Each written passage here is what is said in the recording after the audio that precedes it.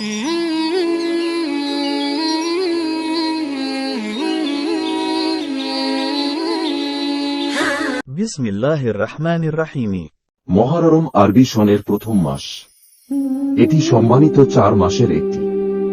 নবীজি সাল্লাল্লাহু আলাইহি ওয়াসাল্লাম বলেন, আসমান জমিন সৃষ্টিলগ্ন থেকে সময় তার মতো করে চলছে। বছরে 1-2 মাসের 4টি সম্মানিত মাস। ধারাবাহিকভাবে 3টি, জিলকদ, জিলহজ ও মুহররম। চতুর্থটি হল রজব। অনেক আলেমের মতে সম্মানিত 4 মাসের মধ্যে মুহররম শ্রেষ্ঠ। এ প্রসঙ্গে বিখ্যাত সাহাবী হযরত আবু যর রাদিয়াল্লাহু আনহু থেকে একটি হাদিস বর্ণিত হয়েছে।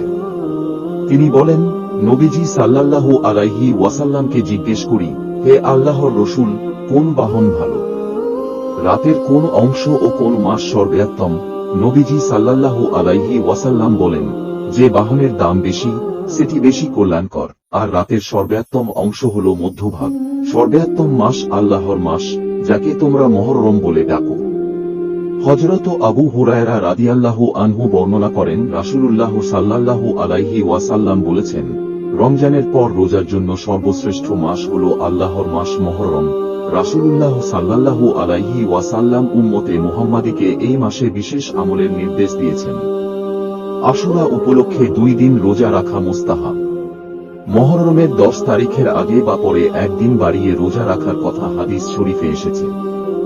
10 মুহররম তিনি রোজা রাখতে বলেছেন।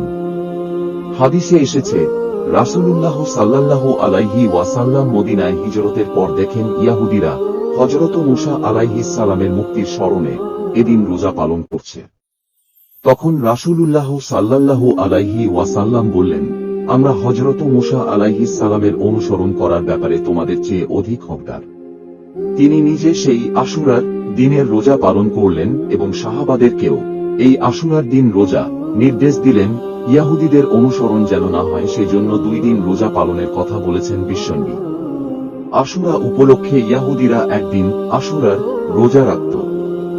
সে কারণে রাসূলুল্লাহ সাল্লাল্লাহু আলাইহি ওয়াসাল্লাম ইয়াহুদীদের ব্যতিক্রম করতে বলেছেন।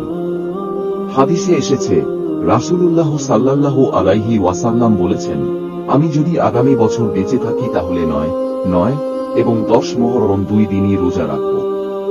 হাদিসে এসেছে, রাসূলুল্লাহ সাল্লাল্লাহু আলাইহি ওয়াসাল্লাম বলেন, আল্লাহর কাছে আশা করি তিনি বিগত 1 বছরের গুনাহ ক্ষমা করে দেবেন। মুহররম মাসে কোরআন তেলাওয়াত, জিকির আজকার, তাসবিহ তাহলিল, দান সদকা, দরুদ পাঠ ইত্যাদি বেশি বেশি করা উচিত। তবে মুহররম মাসকে কেন্দ্র করে তাজিয়া মিছিল বের করা তথা যুদ্ধের সাজ পোশাকে ঘোড়া সাজিয়ে রাস্তায় বেরিয়ে পড়ে মাতমমশিয়া করা, শরীর রক্তাক্ত করা, আবার অনেকে হযরত ইমাম হুসাইন রাদিয়াল্লাহু আনহু কৃত্রিম মাজার তৈরি করে রাস্তায় প্রদর্শনীতে নেমে পড়ে।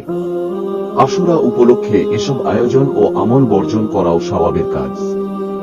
এসব আমলের ব্যাপারে ইসলামের কোনো অনুমোদনই নেই, শরীয়ত সম্মত নয়।